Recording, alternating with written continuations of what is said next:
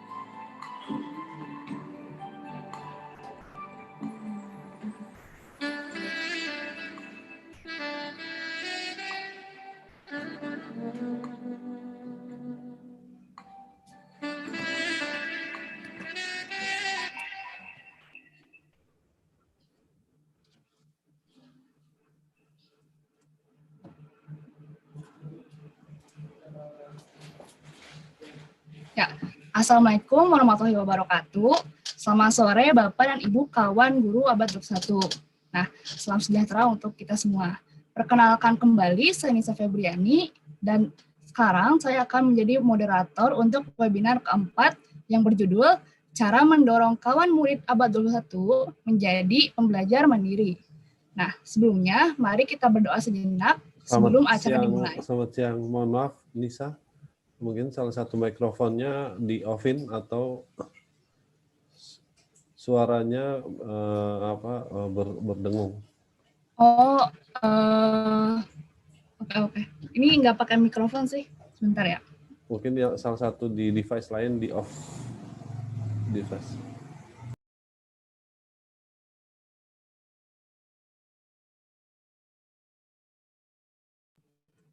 Halo, apakah masih ada suaranya? Oke, sudah. Terima kasih. Oke, terima kasih Mas Irfan tadi atas infonya. Nah, Jadi mungkin mari kita mulai dulu dengan berdoa. Berdoa dimulai.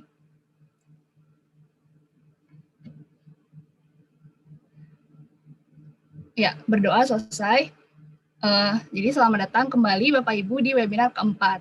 Nah, kami ingin memberitahukan bahwa webinar ini juga disiarkan melalui live YouTube yang linknya bisa dilihat melalui Instagram sekolahabad.21. Jadi, bila ada rekan Bapak dan Ibu yang merasa kesulitan atau tidak bisa memasuki Zoom ini, bisa menonton via YouTube. Nah, saya pun ingin mengingatkan bahwa webinar ini merupakan satu dari rangkaian webinar Siap Blended Learning yang diadakan oleh sekolahmu. Nah, sekolahmu sendiri merupakan platform teknologi pendidikan dengan sistem blended learning pertama di Indonesia yang memiliki misi untuk mengembangkan kompetensi masa depan melalui pemerataan kualitas pendidikan berkualitas yang terpersonalisasi, terintegrasi digital, dan berkolaborasi dengan pemangku kepentingan. Melalui kampanye ini, kami juga ingin memperkenalkan lebih dekat apa itu blended learning, juga menyebarluaskan semangat praktik baik yang sudah dilakukan oleh lembaga dari sekolah atau madrasah di Indonesia dalam pembelajaran abad ke-21. Ya, mungkin bisa di next.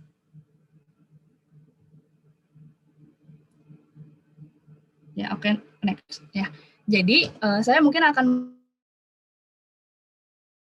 menginformasikan dulu mengenai giveaway.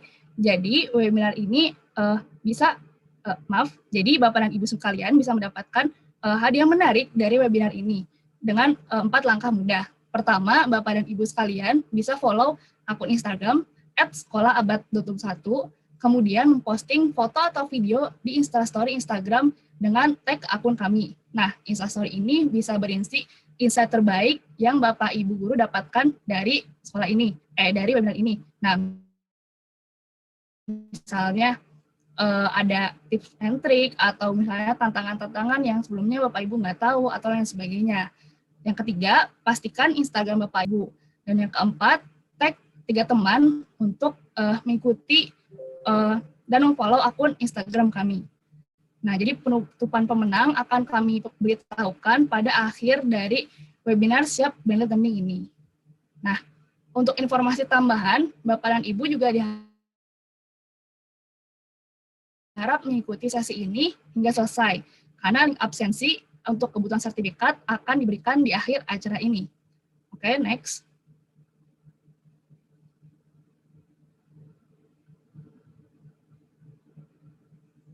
Nah, mungkin sekarang saya ingin memperkenalkan sedikit mengenai pembicara-pembicara kita.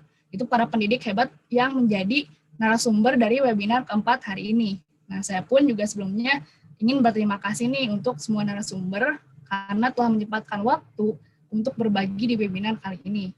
Nah, kita mulai dari kiri, ada Ibu Windy Hastati, selaku Kepala Sekolah Cikal Cilandak. Nah, jadi Ibu Windy ini juga sudah memiliki pengalaman di bidang pendidikan semenjak 2001. Nah, selain menjadi tenaga pendidik, Ibu Windy juga memiliki pengalaman-pengalaman lainnya, yaitu sebagai training support, juga sebagai junior editor, dan learning designer. Nah, kemudian berikutnya ada Ibu Ifah Naryanti, atau bisa dipanggil sebagai Miss Ifah, selaku guru dan wakil kepala sekolah dari SDS Yasporbi 1. Nah, Ibu Iva ini juga sudah berpengalaman di dunia pendidikan semenjak tahun 2002. Dan selain menjadi guru, Miss Iva pun berpengalaman sebagai branch manager dan manajemen lektur. Kemudian selanjutnya ada Ibu Nurwidya Yuliastini atau bisa dipanggil Ambu Widi sebagai guru dari SMP Ulas Asih atau yang dikenal juga sebagai Pesantren Ulas Asih di Garut. Nah, Ambu Widi ini sudah berkecimpung di dunia pendidikan semenjak tahun 2015. Nah, selain menjadi guru, Ambu Widi ini juga aktif dalam kegiatan-kegiatan lainnya, seperti Duta Aku Bisa Ngaji, FLP Garut Kementerian Luar Negeri, dan Ketua Bidang Keilmuan dan Dakwah PC IMM Kabupaten Garut. Nah, kemudian ada Bapak Kartiwa, atau bisa dipanggil Pak Iwa, selaku guru dari SMA Alpha Centauri di Bandung. Nah, jadi Bapak Iwa ini sudah berkecimpung di dunia pendidikan semenjak tahun 2012, sebagai guru geografi di SMA Alpha Centauri. Nah, selain menjadi guru di sekolah, Pak Iwa pun memiliki pengalaman sebagai editor dan guru bimbingan belajar. Nah, mungkin sekian perkenalan dari saya. Tanpa bernama-nama lagi, kita bisa langsung menuju ke narasumber pertama. Boleh silakan untuk narasumber pertama, yaitu Miss Iva. Kami persilakan untuk mempresentasikan praktik baik dari SDS Yaskorbi 1. Waktu dan tempat dipersilakan selama 7 menit. Ya, silakan Bu. Ya, baik, terima kasih Mbak Nisa. Ya, kepada yang terhormat Bapak Ibu dari Sekolah Abad 21, kepada yang terhormat Bapak Ibu guru-guru hebat di mana saja berada, Assalamualaikum warahmatullahi wabarakatuh. Selamat sore, salam sejahtera bagi kita semua. Kami diberi tema dari Sekolah Abad 21 yaitu membawa cara mendorong kawan murid Abad 21 menjadi pembelajar mandiri. Oke, next. Ya, kami memiliki latar belakang mengapa kami bisa membawa kawan murid untuk menjadi pembelajar mandiri, yaitu next. Yang pertama, tuntutan pembelajaran abad 21. Kemudian yang kedua, bagaimana kawan murid abad 21 berinteraksi dengan digitalisasi. Kemudian yang ketiga, mengapa kawan murid abad 21 harus menjadi pembelajar mandiri. Dan yang keempat, tentu saja SD Yaskorbi 1 sebagai fasilitator bagi kawan murid. Next. Ya, sebagaimana kita ketahui bahwa dalam kompetisi yang baru di United States Based Partnership for 21st Century Skills mengenai tuntutan pembelajaran abad 21, kawan murid harus memiliki communication, collaboration, critical thinking, and creativity, yang mana mereka harus memiliki keterampilan belajar dan berinovasi dalam menggunakan teknologi media informasi, di mana mereka harus bisa bekerja dan bertahan hidup dalam menggunakan sosial media atau media informasi untuk kecakapan hidup mereka. Dan next, ya. Ya, SD Yaskorbi 1 memiliki program-program hebat untuk kawan murid. Sebagaimana mereka untuk menjadi pembelajaran mandiri. Yang pertama adalah leadership, kemudian yang kedua pembiasaan pagi yang mandiri, ketiga kegiatan pembelajaran berinovasi, keempat project based learning, dan yang kelima eskul yang mandiri. Ya, next. Ya, di mana kami memiliki 10 Yaskorbian basis, yaitu sesuatu program leadership yang berkolaborasi dengan Leader in Me, di mana semua nafas kegiatan Yaskorbi ini mencakup dalam 10 Yaskorbian basis. And next. Ya, next. Di mana kami harapkan semua kawan murid Yaskorbi yang nantinya akan menjadi leader in the future. Oke, baik. Next. Ya, inilah beberapa praktik baik yang kami berikan kepada kawan murid yang mendorong mereka untuk menjadi pembelajar mandiri. Ya, next. Yang pertama, kami ada duha, kemudian upacara, ketiga quotes, yang keempat storytelling, dan kelima inspiring figure. Nah, ini semua pembiasaan pagi yang dimulai dari pukul 7.30 sampai pukul 8. Dan semuanya kawan murid sendiri yang memberikan sumber-sumbernya, kemudian menyampaikannya. Mereka semua kawan murid yang menjadi petugasnya. Ya, next. Ya, sedangkan dalam kegiatan pembelajaran, kami dimulai dari pukul 8 sampai pukul 12, di mana semuanya ada 3 mata pelajaran setiap harinya, dan semuanya ini dilakukan secara online, karena kebetulan kita dalam masa pandemik, jadi secara Zoom, dan mereka sendiri bisa melakukannya. Ya, mereka admit, kemudian mereka join, dan mereka semua benar-benar mandiri. Kemudian dilanjutkan dengan tugas-tugas mandiri, ya biasanya kita kan sampai pukul 14, dan mereka lanjutkan dengan setelah Zoom dengan tugas-tugas yang diberikan oleh gurunya. Kemudian di kelas besar, semua petugas-petugasnya pun mereka dibiasakan untuk menjadi mandiri, dan untuk yang kelas kecil pun pembiasaannya mereka menjadi petugas doa itu secara mandiri semuanya. Kemudian dalam kelompok belajar, nah ada teamwork, di mana mereka harus menghasilkan produk yang nantinya mereka pun harus mempresentasikan kepada kawan-kawan murid yang lainnya. Kemudian kami memiliki program ILF Talk, di mana ini dilakukan oleh kelas 6, 2 kali seminggu. Ya, di sini mereka menyampaikan ide-ide mereka, interest mereka dengan bersama orang-orang yang mereka menjadi inspirasi, dan mereka menyampaikan kepada kawan-kawan murid. Kemudian ada Yaspo Behestelan, di mana mereka menunjukkan bakat mereka yang terpendam pada acara momen atau selebrasi tertentu. Oke, next. Ya, kemudian ada kegiatan pendukung yang mandiri, yaitu PJBL, di mana mereka menghasilkan proyek, kemudian leadership celebration, di mana ini mereka benar-benar membuat event yang semuanya adalah petugasnya dari kawan murid sendiri, ya, dari di mana mereka koordinasinya, kemudian petugasnya, dan yang mengisinya, serta yang menonton pun mereka semuanya. Kita hanya memfasilitasinya. Kemudian untuk eskul, kami menyediakan pramuka, tahfiz, taekwondo, mewarnai, dan origami. Next. Ya, ini berikut adalah pembiasaan pagi yang mandiri. Ada duha, upacara, storytelling, dirijen, senam. Ya, selanjutnya. Ya, kemudian ada inspiring people juga, quotes yang mereka semua menyampaikan sendiri. Next. Ya, ini untuk pembelajaran mandirinya ada membuat mind mapping pada bahasa Indonesia, kemudian sains mereka bisa melihat kinerja jantung, kemudian native speaker, dan math. Next.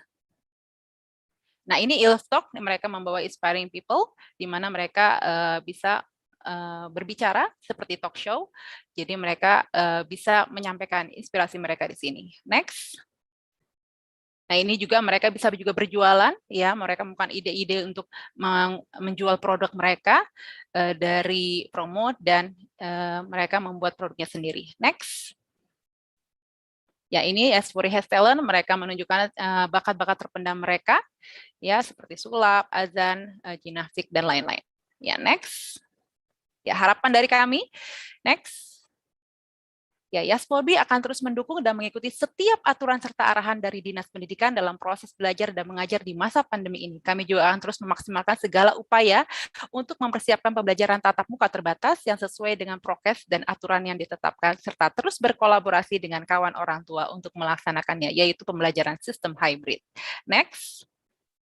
Ya, sebagai penutup, ini ada quotes dari Ki Hajar Dewantara, di mana intinya guru dalam pembelajaran abad 21 ini selalu harus upgrade dalam setiap ilmunya. Yang penting adalah upgrade dalam bidang teknologi dan ilmu pedagoginya, ya, karena tidak akan ada kawan murid yang bagus atau paten di mana jika gurunya itu tidak selalu mengupgrade ilmunya. Oke, next. Ya, sebelumnya saya tutup dulu dengan pantun. Biru laut seperti kolam, ikan paus pandai menyelam. Dari lubuk hati yang paling dalam, saya tutup presentasi ini dengan salam. Wabillahi taufiq wal hidayah. Wassalamualaikum warahmatullahi wabarakatuh. Ya, terima kasih. Kembali lagi kepada Mbak Nisa. Waalaikumsalam warahmatullahi wabarakatuh. Ya, terima kasih Miss Iva untuk materinya yang telah membagikan praktek baik dari SDS Yasporbi 1. Nah, dimana mungkin kalau saya rangkum tadi berarti sekolah sendiri sudah sangat bersemangat ya melalui program hebatnya dan juga mendorong kegiatan mandiri nih untuk murid-murid SD-nya dengan pembiasaan baik. Nah, mungkin selanjutnya untuk pembicara kedua yaitu Ambu Widi dari SMP Ulas Asih, kami persilakan untuk mempresentasikan praktik baiknya dari pesantren Ulas Asih. Ya, waktu dan tempat selama 7 menit kami persilakan. Oke, terima kasih Mbak Nisa. Halo semuanya, Assalamualaikum warahmatullahi wabarakatuh. Selamat sore, perkenalkan, saya Nurbidia Yolestini. Kalau di Ulas Asih, hangat dipanggil dengan sebutan Ambu Widi. Ya, kali ini saya diberi kesempatan untuk bercerita dan sharing tentang implementasi blended learning. Sebagai salah satu mendorong kawan murid Abad 21 jadi pembelajar mandiri. Nah, sedikit perkenalan untuk teman-teman semuanya. Inilah sekolah kami, Pesantren Welas Asih. Sesuai dengan namanya ya, pesantren gitu. Kita mempunyai visi, yaitu terciptanya pribadi muslim yang welas asih, dan juga menjadi solusi baik bagi masyarakat. Nah, dalam visi itu, kita mengemasnya dalam identitas, 3 identitas kita, yaitu kita manggilnya dengan sebutan 3A, yaitu berakhlak, berdampak, dan bergerak. Nah, ini juga mungkin yang melatar belakangi kami punya dasar melakukan sistem pembelajaran yang terpersonalisasi. Begitu. Dari ini juga, next, berikutnya.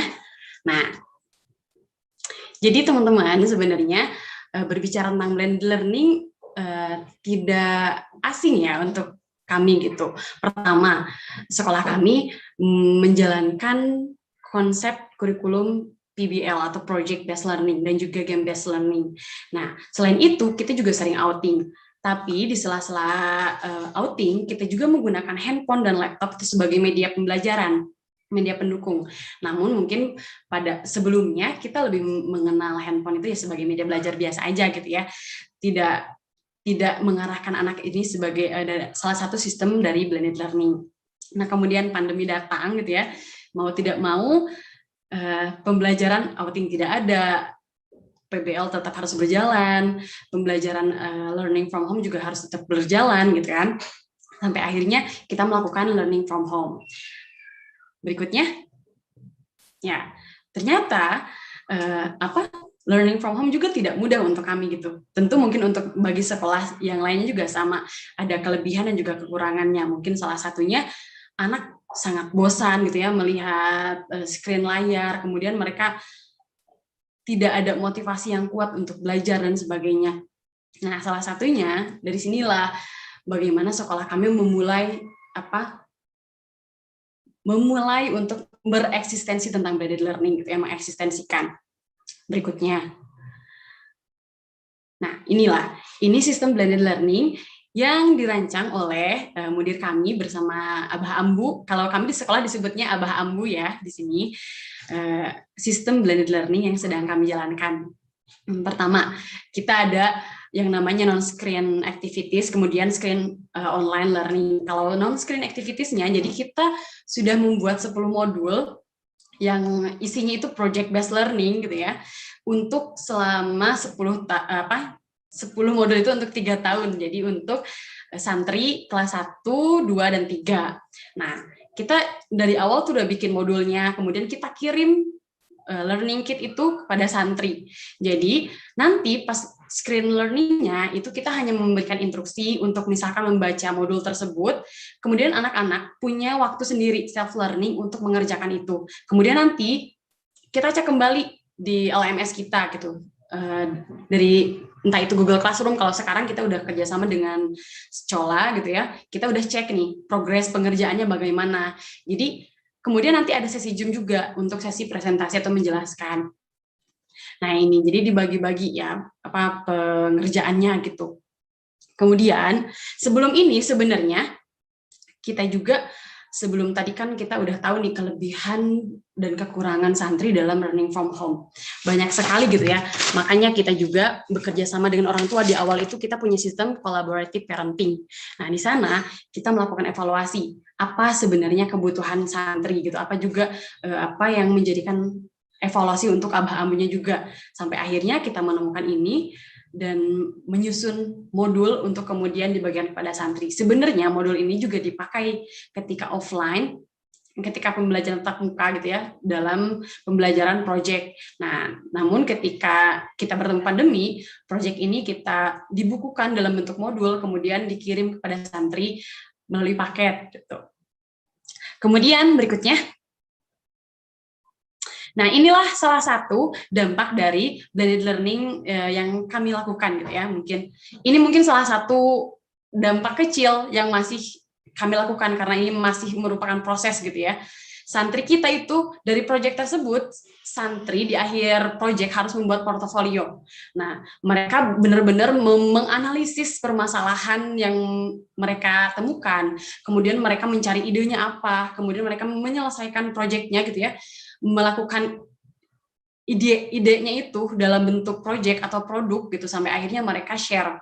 Ada santri yang misalkan menemukan ide untuk membuat merecycle sampah menjadi bantal. Kemudian ada santri yang bikin webinar untuk guru gitu, bagaimana agar mengajar lebih dengan peace gitu ya di kelas gitu. Banyak banget, ada project, ada bentuk produk, ada juga bentuk hasil artikel atau buku dan sebagainya. Ternyata dengan blended learning atau dengan belajar di rumah, santri juga atau anak-anak juga masih tetap bisa berkarya dari rumah. Ini mungkin salah satu pembelajaran yang menjadi kelebihan yang memang sedikit kita lihat gitu dari pembelajaran online ini, tapi ini tidak menutup tidak mengecilkan hati kita sebagai guru gitu ya, bahwa kita ternyata masih tetap bisa belajar dan bisa mendorong murid abad 21 untuk terus berkarya. Berikutnya. Nah, ini penutup dari saya gitu ya. Terima kasih juga Bapak Ibu guru tadi yang Ibu Iva yang tadi sharing juga, itu juga cukup menginspirasi juga untuk saya gitu ya, untuk saling bercerita. Dari saya untuk teman-teman semuanya, jadi murid tak mau, tak cocok jadi guru. Jadi sebenarnya bukan hanya murid ya yang harus belajar, tapi juga kita guru juga tetap harus belajar. Terima kasih Mbak. Begitu, sekian dari saya. Terima kasih Ambu Widi. Iya. Ya, jadi terima kasih nih Ambu Widi sudah membagikan praktik baik dari Pesantren Welas Asih. Yang tadi berarti sekolahnya sudah menerapkan ya sistem blended learning yang memang dirancang sendiri, juga menggunakan project-based learning dan mendorong anak-anak untuk terus berkarya dari rumah dengan portofolio mereka. Nah, mungkin selanjutnya bisa ke pembicara ketiga, yaitu Pak Iwa. Kami persilakan untuk mempresentasikan praktik baik dari SMA Alpha Centauri Bandung. Nah, waktu dan tempat dipersilakan selama 7 menit. Ya, terima kasih Bu Nisa atas kesempatannya. Bismillahirrahmanirrahim. Assalamualaikum warahmatullahi wabarakatuh. Yang saya hormati Bapak Ibu semua ya, terutama Bapak Ibu guru hebat nih dari seluruh Indonesia mungkin. Ya, izinkan saya menyampaikan materi ya, pengalaman bukan materi terkait personalisasi dalam pembelajaran blended learning sebagai cara mendorong kawan murid abad 21 menjadi pembelajar mandiri di SMA Alpha Centauri. Next. Ya, adapun latar belakang dari diadakannya kegiatan blended learning ini, yang pertama adalah kita tahu ya bahwa siswa itu memiliki karakteristik atau cara belajar yang berbeda-beda ya. Ada yang cepat, ada yang slow learner, ada yang visual ya, auditory, kinestetik, dan banyak ya tipe-tipe belajar siswa, di mana di situ kita mencoba untuk memfasilitasi dengan adanya blended learning ini. Next.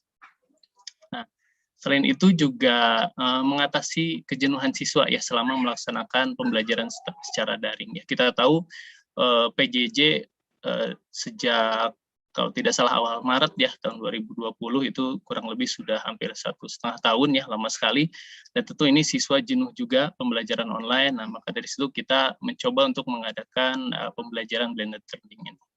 Next. Nah, selain itu juga ternyata selama pembelajaran jarak jauh ini banyak sekali kendala yang dialami oleh siswa, misalkan dari sisi device-nya ataukah jaringan internetnya ya, ataupun misal kondisi rumah yang kurang kondusif untuk kegiatan pembelajaran, sehingga diperlukan ada kegiatan pembelajaran blended learning. Berikutnya.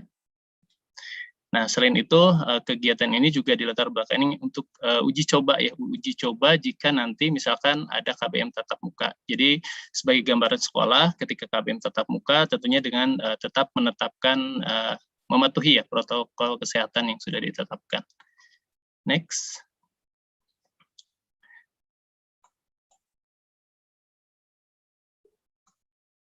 Iya. Nah, ini identifikasi kebutuhan siswa belajar. Yang pertama, identifikasinya tentu melalui sosialisasi, ya, program hybrid ini kepada siswa, wali kelas, guru, bidang studi, dan orang tua siswa. Kemudian berikutnya. Nah, ini juga siswa yang hadir ke sekolah ya untuk pembelajaran hybrid ini tentunya hasil rekomendasi dari wali kelas dan guru bidang studi bahwa siapa saja siswa yang memang memerlukan pembelajaran tatap muka di sekolah. Nah, itu yang disarankan untuk datang ke sekolah. Kemudian tentunya perizinan dari orang tua ya. Siswa datang ke sekolah itu ini berdasarkan perizinan dari orang tua. Berikutnya. Ya, nah penerapan pembelajaran terpersonalisasi. Nah, kita SMA Alpha Centauri itu menggunakan LMS ya, Learning Management System Canvas, di mana di dalamnya salah satunya ada untuk personalisasi ini ada mastery path ya yang memungkinkan guru untuk memberikan pembelajaran khusus ya bagi kelompok siswa tertentu berdasarkan kinerja mereka pada tugas ataupun misalkan pengerjaan soal. Nah, dalam mastery path ini nanti ada differentiation dan juga ada agensi. Next. Kemudian ada pembelajaran asinkronus yang memungkinkan siswa untuk bisa belajar sendiri ya tanpa harus menunggu guru ataupun menunggu teman lainnya. Jika misalkan dia ingin belajar lebih awal, nah itu bisa dia untuk belajar lebih awal dan juga ini menyesuaikan dengan keinginan siswanya ya, jadi terpersonalisasi. Siswanya bisa belajar sesuai yang dia inginkan waktunya ya. Berikutnya.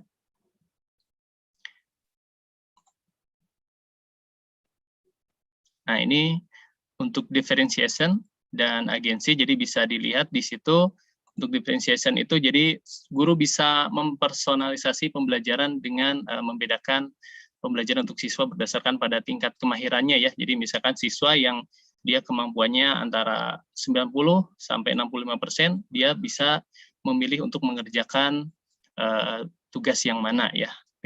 Kemudian siswa dengan nilai yang misalkan di bawah 65 itu tugasnya berbeda lagi. Jadi menyesuaikan dengan kemampuan siswa, dengan keterampilan siswa. Kemudian untuk agensi ini mempersonalisasikan pembelajaran dengan menekankan pembelajaran mandiri yang menawarkan pilihan kepada siswa. Jadi di akhir pembelajaran siswa itu bisa memilih apakah dia misalkan contoh di sini mau tesnya itu berupa speaking ya atau misalkan berupa listening. Itu siswa bisa memilih. Nah, itu salah satu personalisasi juga. Next. Dan kemudian ada ini pacing ya yang tadi asinkronus di mana guru itu mempersonalisasikan pembelajaran yang memungkinkan siswa untuk terus belajar ya dengan kecepatan mereka sendiri. Nah, yang tentunya sudah diurutkan ya oleh kurikulum dengan baik sehingga siswa tidak harus menunggu guru atau rekan mereka yang lain untuk memulai pembelajaran. Next. Nah, adapun tadi feedback ya, feedback ini lebih personal ketika siswa mengumpulkan tugas, guru itu memberikan feedback langsung kepada siswa dan oleh siswanya pun diberikan respon langsung. Nah, ini setiap siswa memperoleh feedback yang berbeda-beda, sehingga ini juga menjadi lebih personal kepada siswanya.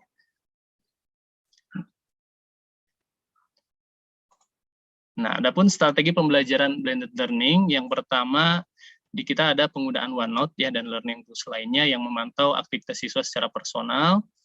Kemudian tentu penguasaan dan penyediaan teknologi yang memadai ya. Tanpa itu kita tidak bisa seperti abad 21 ini kan harus penguasaan teknologinya itu harus memadai. Kemudian yang selanjutnya adalah kemampuan membagi fokus guru ya dalam memantau siswa tatap muka dan online.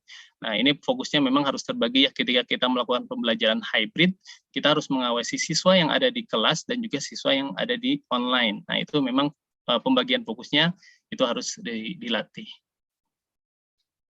Kemudian ini beberapa dokumentasi ya pembelajaran blended learning. Memang siswanya hanya sedikit yang hadir ke sekolah. Kemudian sebagian besar siswanya itu memang ada di rumah ya. Nah, ini penggunaan OneNote ya. Jadi apa yang ditulis oleh guru di OneNote itu akan tampil di masing-masing OneNote siswa. Seperti itu. Next, ini ada video cuplikan mungkin ya kegiatan hybrid.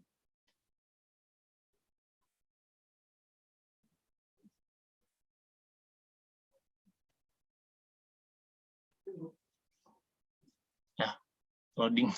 Nah, ini salah satu kendala PJJ ya. Kita langsung mengalaminya di sini.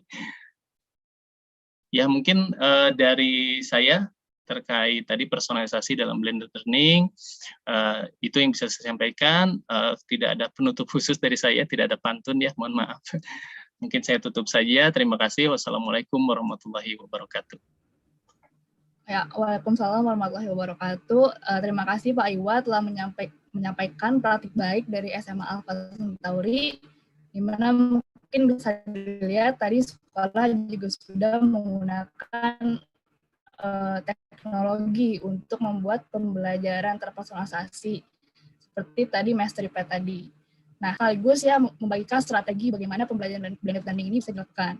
Nah, mungkin selanjutnya bisa kita lanjut ke pembicara keempat, yaitu Ibu Windy dari Sekolah Cikal.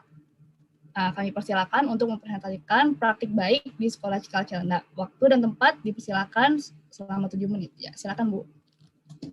Terima kasih Mbak Nisa.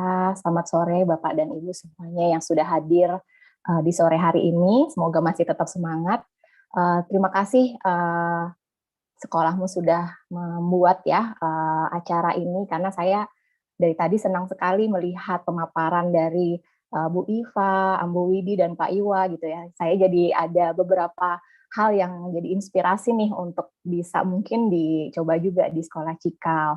Nah, mungkin sama dengan yang lainnya, hari ini sebetulnya selama 7 menit saya akan coba ini ya, berbagi, mungkin lebih banyak berbagi bagaimana sih kami menerapkan pembelajaran campuran atau blended learning dengan tujuan untuk memberikan personalisasi pembelajaran gitu ya.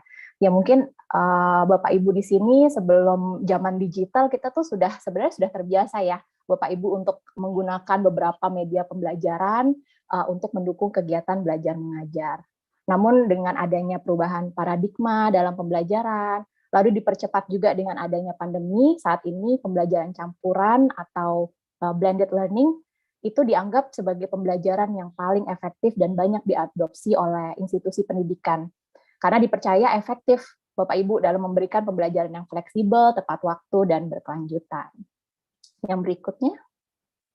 Nah, ini mungkin banyak sekali sebetulnya definisi mengenai blended learning yang kita bisa lakukan riset secara mandiri. Saya di sini hanya berikan 2 contoh saja, tapi sebenarnya intinya dari beberapa definisi yang diberikan lebih pada bahwa pembelajaran campuran ini seperti namanya campuran, ini adalah perpaduan gitu ya antara pembelajaran tatap muka langsung, luring, dan pembelajaran digital atau daring.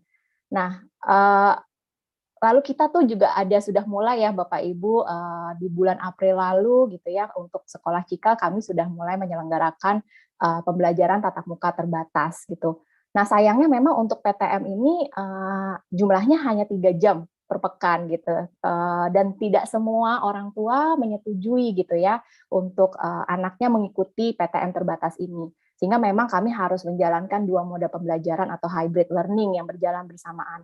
Nah, di sini kami memang semakin yakin bahwa memang kita penting sekali untuk mengintegrasikan teknologi ke dalam proses belajar mengajar. Karena di sini memang perannya teknologi itu membantu siswa untuk mendapatkan informasi dan menunjukkan bagaimana dia menunjukkan kompetensinya. Nah, seringkali memang yang jadi miskonsepsi nih Bapak Ibu gitu yang sering terjadi itu sebetulnya terhadap penggunaan teknologi di dalam dan di luar kelas gitu ya. Dengan kita menggunakan teknologi itu artinya kita sudah menerapkan pembelajaran campuran gitu. Misalnya contohnya kita minta siswa menuliskan sebuah karangan di Google Docs dan bukan di kertas lagi, atau misalnya kita minta peserta didik membaca bahan bacaan digital, bukan kita berikan buku atau hard copy-nya gitu kan. Padahal ini semua tuh belum dan bukan pembelajaran campuran. Nah, sama juga ketika kita juga meminta murid untuk mengerjakan tugas tentang fotosintesis, misalnya contohnya gitu ya, di rumah, kemudian materi yang sama dibahas di sekolah gitu ya, itu juga bukan pembelajaran campuran, karena pembelajaran daring dan luringnya memiliki tujuan belajar yang sama. Nah, sebenarnya pembelajaran campuran ini intinya adalah menggunakan media digital atau daring yang tersedia, tujuannya untuk mengembangkan pembelajaran yang tidak bisa dilakukan di dalam situasi kelas pada umumnya gitu ya, sehingga dapat memberikan pembelajaran yang disesuaikan dengan kebutuhan tiap murid. Nah, memang kalau untuk ketika kita belajar gitu ya, ketika kita membicarakan mengenai belajar gitu ya, seringkali kita fokus pada jumlah jam tatap muka kelas Bapak Ibu. gitu ya. Karena memang kan untuk jam tatap muka kelas, jam tatap muka langsung, inilah yang sebenarnya mempengaruhi bagaimana kita biasanya melakukan perencanaan belajar gitu. Namun sebenarnya kan kunci utama dari proses belajar itu adalah waktu yang dihabiskan oleh peserta didik ketika mereka tuh sedang belajar dalam mode belajar mandiri gitu ya, seperti yang tadi sudah disampaikan oleh Ambu Widi gitu ya, bahwa anak-anak tuh nanti ada proses self learning-nya gitu ya. Disitulah mereka sebenarnya proses untuk belajar mandiri. Nah, sebenarnya kan untuk mode belajar mandiri ini bisa ada yang terbimbing, jadi masih ada arahan dari guru, atau bisa yang ini yang kita harapkan gitu ya ke depannya tidak terbimbing gitu ya, pembelajaran yang bukan ditentukan oleh guru, tapi dengan alasan memang tujuannya muridnya termotivasi, dia merasa suka atau senang untuk mempelajari topik-topik tertentu, lalu dia mempelajari lebih jauh lagi, atau misalnya melatih gitu ya, misalnya contohnya ketika sedang belajar bahasa asing gitu ya, atau bermain alat musik, dia termotivasi, lalu dia melakukannya sendiri walaupun itu di luar jam tatap muka kelas gitu. Nah, peserta didik yang menggunakan waktunya dalam pembelajaran mandiri ini, yang tak terbimbing ini biasanya berkembangnya lebih cepat, karena di situ kita lihat bahwa dia sudah ada kemerdekaan untuk belajar gitu ya. Nah, oleh karena itu di Cikal gitu ya, di sekolah Cikal penerapan blended learning itu pastinya kami menyesuaikan gitu ya komposisi pengajarannya.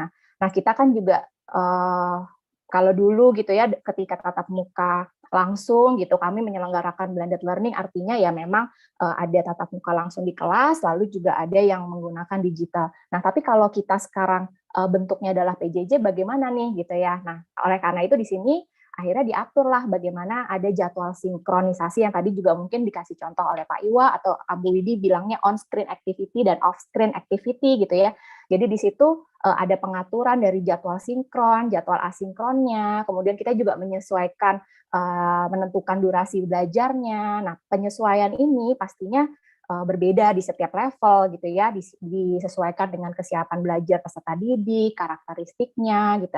Nah, oleh karena itu semua mata pelajaran di sekolah Cikal gitu ya, itu ada tiga hal ini gitu ya. Yang pasti ada sesi tatap mukanya. Kenapa di sini bilangnya daring maupun luring gitu ya? Ini artinya berarti synchronous session, karena memang kita belum tahu nih Bapak Ibu ya kapan akan mengadakan mode pembelajaran secara online gitu ya. Jadi sesi tatap muka di sini digantikan dengan yang mungkin tadi sudah diberi contoh di sekolah lain, yaitu ada sesi live teaching-nya langsung gitu ya. Jadi ruang kelas dibawa ke ruang Zoom, ke ruang Google Meet dan lain sebagainya, di mana di situ guru dan juga murid langsung berinteraksi dengan bantuan teknologi. Kemudian juga ada kegiatan assessment yang terstruktur gitu. Nah, kemudian yang penting juga ada adalah pembelajaran mandiri dengan beragam sumber belajar. Berikutnya. Nah, ini saya mungkin memberikan contoh aja gitu ya, bagaimana tadi saya point out gitu ya, menyebutkan mengenai sesi sinkron atau pertemuan luringnya gitu ya.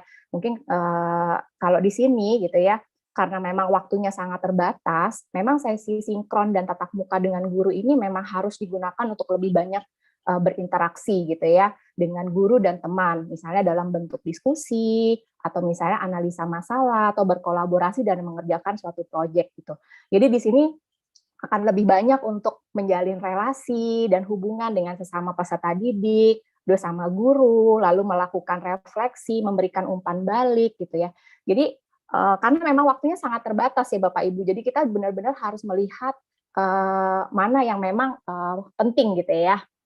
Oke, kemudian nah ini ada contohnya, beberapa contoh yang bisa dilihat di sini. Oke, kemudian ini juga untuk sesi asinkron. Mungkin minta waktunya udah habis ya Bu Nisa, mungkin boleh minta sedikit sepertinya kepanjangan penjelasannya. Nah, ini kalau untuk asinkron di sini memang harapannya memang bisa memberikan bisa membantu anak-anak gitu ya untuk menjadi pembelajar yang merdeka gitu ya. Mereka mampu mengatur waktu, tempat dan alur dan tempo belajarnya. Di sini mereka juga bisa mengulas kembali. Nah, lalu bagaimana sih gitu ya untuk berikutnya? Di Cikal gitu ya, bagaimana agar kami bisa membantu siswa untuk mengembangkan kompetensinya, yang pastinya tiap individu tuh punya kompetensi dalam mengembangkan kompetensinya berbeda-beda. Nah, kami percaya di Cikal itu perlu melakukan personalisasi yang pastinya disesuaikan dengan kebutuhan belajar peserta didik, disesuaikan dengan preferensi belajarnya dan minat peserta didik yang beragam. Ini mungkin agak ngebut sedikit ya Mbak Nisa gitu ya. Yang kami ada, kalau di Cikal kami bilangnya 5Cs gitu ya, 5C, atau kalau misalnya di bahasa Indonesia kan oleh Yayasan Guru Belajar menjadi 5M gitu ya. Jadi ada characterize, bagaimana kami memanusiakan hubungan. Yang berikutnya, jadi di sini bagaimana kami mengetahui tentang karakternya tiap siswa. Kalau sekarang kita lagi PJJ berarti tahu kondisi di rumah masing-masing gitu ya, mengumpulkan data sebanyak-banyaknya supaya kita memang benar-benar bisa berkolaborasi untuk menyelenggarakan pembelajaran. Nah, kemudian juga yang berikutnya ada comprehensive concept, yaitu memahami konsep. Nah, di sini benar-benar bisa dilihat gitu ya, mana sih konsep-konsep yang penting, itu yang mungkin bisa kita fokuskan di situ penyesuaian-penyesuaiannya. Nah, kemudian ada juga challenging choice gitu. Di sini kita melatih anak-anak untuk bisa memilih tantangan dengan kita melibatkan mereka dalam menyusun pilihan konten dalam pembelajaran gitu ya, atau mereka mau menunjukkan dengan cara seperti apa.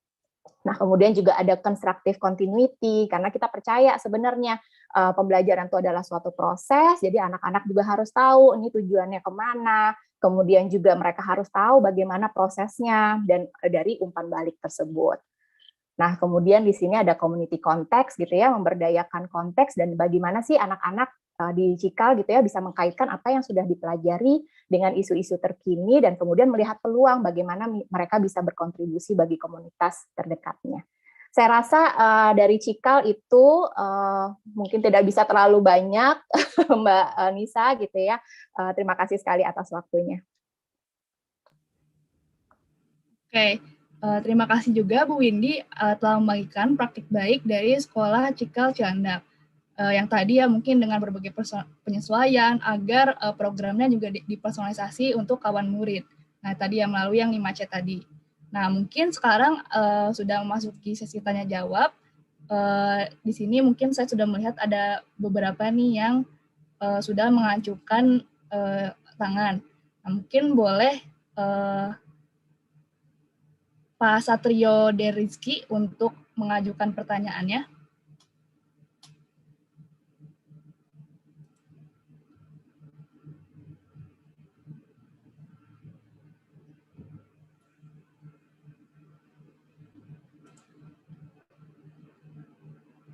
Oke, ini dari pertanyaan dari Pak Satrio. Bagaimana cara pemerintah untuk mendorong pendidikan abad 21 di era revolusi 4.0 demi membangun dan menyempurnakan infrastruktur baik fisik maupun non-fisik, agar peningkatan sarana dan prasarana dapat mempercepat laju pertumbuhan dan perkembangan di wilayah sekolah. Jadi mungkin lebih ke kebijakan gitu ya, Pak. Nah, oke, mungkin bisa dimulai dari Miss Iva dulu.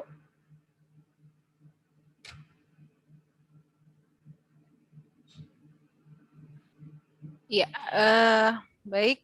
Bagaimana cara pemerintah untuk mendorong pendidikan abad 21 di era revolusi 4.0 demi membangun dan menyempurnakan infrastruktur ya, baik fisik maupun non-fisik agar peningkatan sarana dan prasarana dapat mempercepat laju pertumbuhan dan perkembangan di wilayah sekolah. Memang ini saya akan mencoba menjawab ya untuk pertanyaan Pak Satrio. Mungkin jika ada kekurangan dari narasumber yang lain mungkin bisa minta tolong.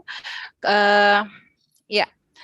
Menurut saya, cara pemerintah dalam mendorong pendidikan abad 21 ini sudah cukup bagus, di mana sekarang Mas Menteri sudah menjalankan Merdeka Belajar, di mana sudah merupakan kemajuan yang sangat mumpuni ya, karena sudah memberikan strategi-strategi pembelajaran yang benar-benar sesuai dengan zaman milenial sekarang, seperti kebijakan baru ya yang menghapus UAN yang menggantikan dengan AKM, kemudian ada SUTER atau survei karakter, kemudian SULJAR, survei lingkungan belajar. Nah, ini semuanya adalah kebijakan dari pemerintah yang berusaha untuk mempercepat laju pertumbuhan pendidikan di di beberapa wilayah-wilayah di sekolah yang mungkin juga di wilayah-wilayah timur yang masih ketinggalan. Mungkin dari narasumber yang lain bisa menambahkan?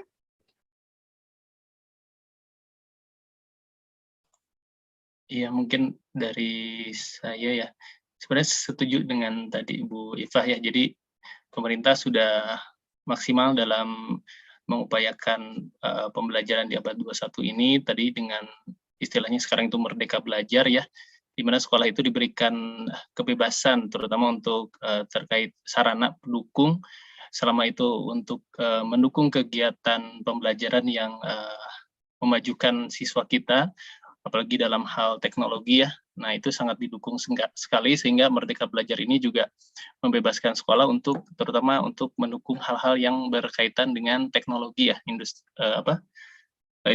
4.0 ini. Mungkin itu dari saya tambah sedikit. Oke, terima kasih Miss Iva, Pak Iwa. Dari pembicara lain, dari Bu Windy atau Ambu Widya, apakah mau ada tambahan atau enggak? Boleh. Mungkin kita, kalau nggak ada mungkin kita bisa. Boleh, Mbak Nisa. Boleh Bu Windy. Iya.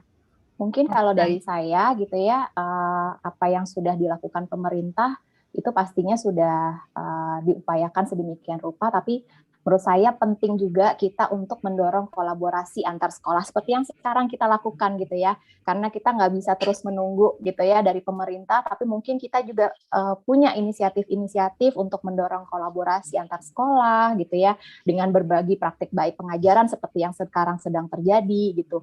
Mungkin juga bisa membuka kolaborasi dengan penyedia sumber belajar lain dari dunia usaha, dari industri, jadi bisa sektor swasta dan publik. Jadi menurut saya itu sih yang bisa dilakukan ya Mbak Nisa ya, supaya memang prosesnya lebih cepat nih gitu ya, tidak menunggu aja dari pemerintah, tapi kita juga mengupayakan berbagai cara, berbagai channel untuk supaya mendapatkan percepatan pendidikan yang berkualitas dan merata. Seperti itu. Kalau itu dari saya. Iya. Ini juga sebenarnya Ambu Widi mau menambahkan, ya udah open mic. Enggak, saya mungkin sepakat dengan Bu Windy, dengan Bu Iva, dan juga Pak Kartiwa ya. Semuanya udah oke. Nah, oke. Oke, terima kasih Bapak dan Ibu jawabannya. Mungkin karena waktunya juga singkat, ini ada satu pertanyaan lagi.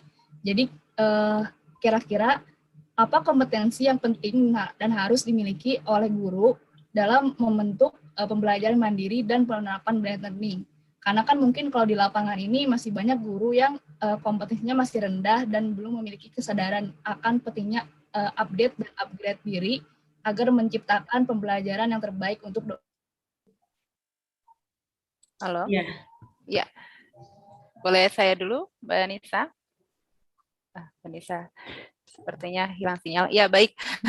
Menurut saya, ya di tuntutan pembelajaran abad 21 ini memang gurulah yang justru yang harus meningkatkan kompetensinya sebelum guru menularkan ilmunya kepada siswanya. Ya, karena tuntutan dari abad 21 ini kan begitu banyak ya, dari segi apapun guru itu harus bisa atau harus bisa bersinergi atau berkolaborasi kepada apapun. Jadi harus siap upgrade ilmu di mana saja, kapan saja, karena pada intinya ini semua adanya kemauan dan kesiapan guru untuk mau belajar, terutama itu dalam bidang teknologi. Kemudian yang kedua dalam ilmu pedagogi, karena kalau tidak memahami bagaimana cara kita menghadapi siswa, cara menghadapi ketika belajar dan ketika kita berkomunikasi, itu sama aja bohong. Ya, menurut saya seperti itu, Mbak Nisa. Ya, saya izin menambahkan.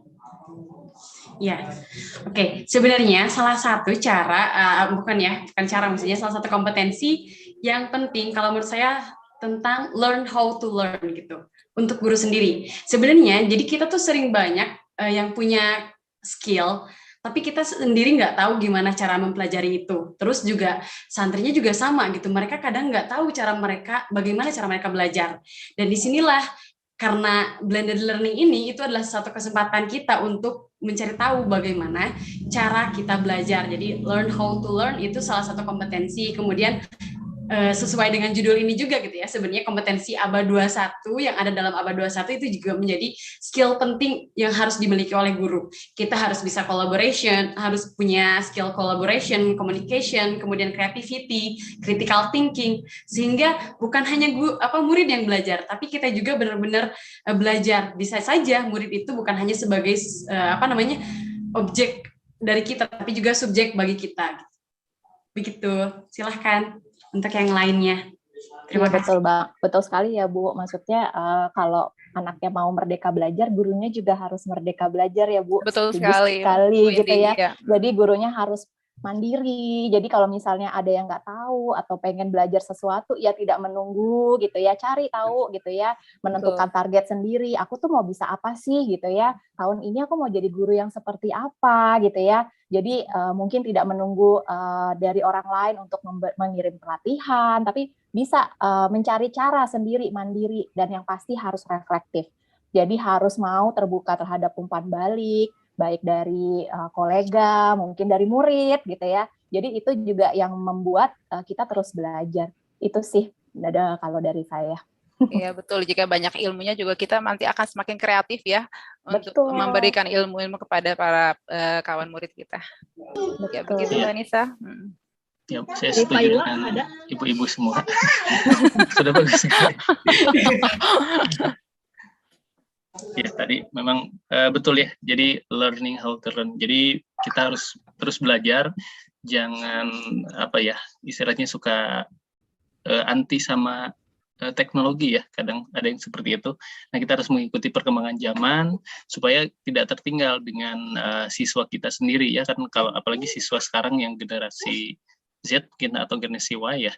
Nah itu kan pengetahuan tentang teknologinya sangat maju sekali ya. Nah, kalau kita sebagai gurunya tertinggal itu justru menjadi kekurangan yang harusnya kita bisa mengimbangi siswa atau bahkan kita bisa lebih canggih lagi daripada siswa. Seperti itu mungkin tambahan dari saya. Ya, kembali ke Mbak Nisa. Ya berarti dari Miss Iva, Bu Windy, Pak Iwa, kalau guru-guru juga harus punya semangat yang sama ya, harus mau belajar gitu agar kita pun bisa nanti mendorong murid-murid untuk memiliki kompetensi yang sesuai. Nah, mungkin karena waktunya sudah akan habis juga, untuk sesi pertanyaan ini tidak bisa dilanjutkan, walaupun mungkin kelihatannya masih banyak banget pertanyaan-pertanyaan dari guru-guru nih yang ingin masih banyak belajar gitu. Jadi kelihatan juga nih semangat guru-guru sini juga cukup tinggi. Nah, karena waktunya sudah mau habis, mungkin saya akan masuk ke penutupan. Sekali lagi terima kasih Bapak Ibu yang sudah mau berbagi di sesi sharing kali ini. Nah, mungkin boleh dari operator kembali ke PowerPoint.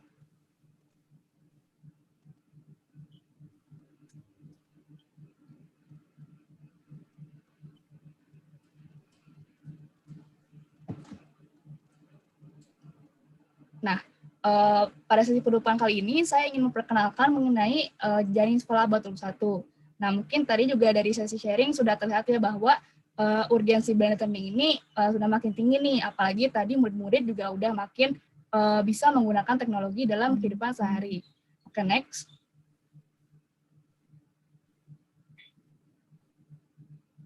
Nah, jadi dari sekolahmu sekarang membuka jejaring sekolah ABA 21, di mana jaring ABA 21 ini merupakan wadah bagi Bapak Ibu guru dan juga nanti kawan murid kawan orang tua untuk mempersiapkan sekolah dan juga kawan murid orang tua menjadi favorit nih.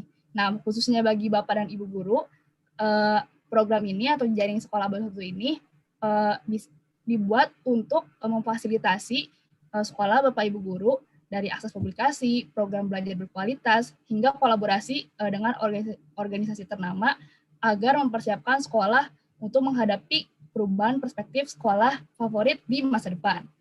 Oke, lanjut.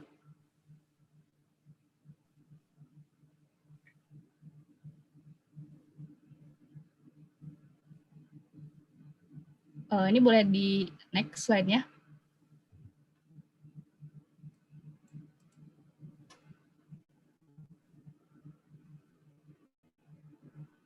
Nah, jadi mungkin terlihat bahwa kalau tadi juga cukup banyak ya tantangan-tantangan dari untuk blended learning ini. Nah, di program jaring sekolah abad satu ini, kami menyediakan beberapa aktivitas, mulai dari program penerimaan murid hingga program komunitas dan pembahasan pelibat orang tua dalam sekolah yang bisa membantu sekolah-sekolah agar semakin dekat nih dengan sekolah berkualitas untuk murid masa depan dan orang tua masa depan. Nah, ini mungkin ada sedikit pencapaian dari sekolah-sekolah yang sudah masuk di jaringan kami yang mungkin bisa dibaca sendiri. Nah, next. Nah, jadi ini untuk Bapak Ibu guru, kepala sekolah dan juga ketua yayasan yang tertarik, bisa langsung menghubungi atau mengkontak, di sini ada 2 kontaknya, yaitu Mbak Wita dan Mas Fikbar, untuk bertanya lebih lanjut nih mengenai jaringan sekolah Batu Satu atau mendaftarkan sekolahnya. Nah, selain mengontak 2 narahubung ini, bisa juga langsung ke info.sekolahmu/daftar sekolah Batu Satu untuk mendaftarkan sekolah Bapak Ibu guru. Nah, untuk kawan murid dan kawan orang tua yang juga mungkin tertarik dengan program jejaring sekolah Batu Satu, nanti akan ada info lebih lanjut pada kesempatan selanjutnya. Nah, mungkin tidak terasa kita udah ada di penghujung acara.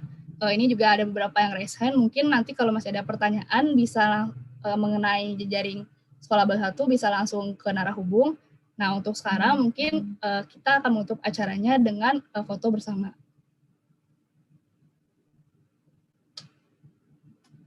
Mungkin boleh dari operator ada Mas Kurnia. Oke, selamat sore Bapak Ibu. Mungkin biar lebih oke nih di open videonya ya. Oke, di sini karena ada 8 slide, mungkin 8 kali kan ada 8 kali foto. Saya tinggal tunggu sebentar. 1, 2, 3. Oke, lagi. 1, 2, 3. Oke. Lagi. 1, 2, 3.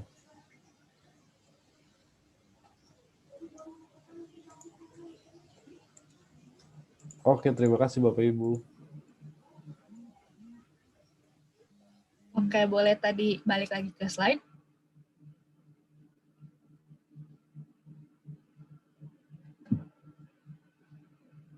Nah, mungkin nanti ini bisa, kalau Bapak dan Ibu masih punya pertanyaan atau masih ingin belajar lagi nih dan bersemangat untuk cari-cari insight dari sekolah lain, Bapak dan Ibu bisa mengikuti webinar kami yang lain, yaitu keikutsertaan kawan orang tua abad 1 dalam menciptakan pembelajaran yang sesuai untuk kebutuhan anak. Yang ini bisa dilihat untuk Jumat tanggal 30 Juli 2021, pukul 14.30 hingga 15.30. Kita lanjut.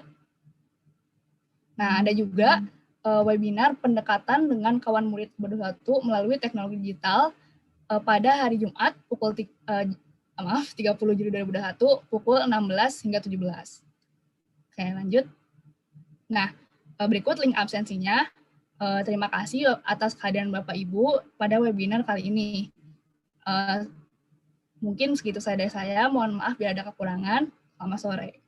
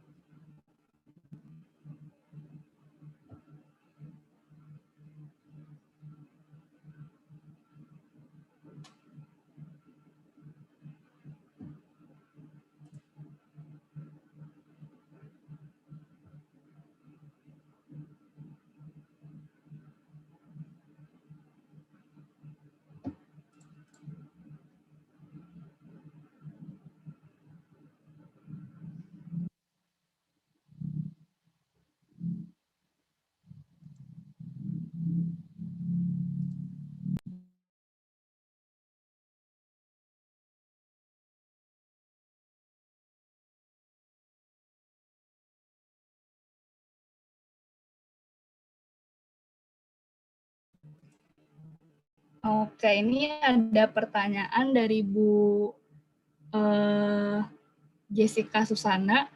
Ini mungkin kira-kira untuk acara selanjutnya bisa di-share ulangkah? Mungkin Mbak Erin di chat.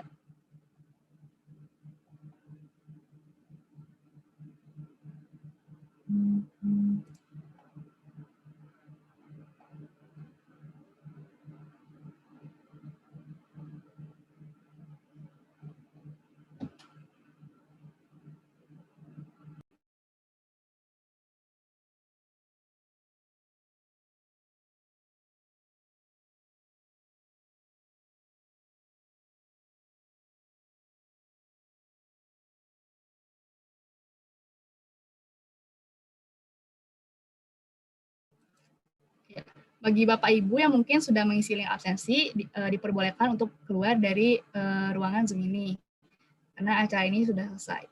Terima kasih Bapak Ibu. Mungkin saya juga ingin berterima kasih sekali lagi kepada Bapak Iwa, Miss Iva, Ibu Windy, dan juga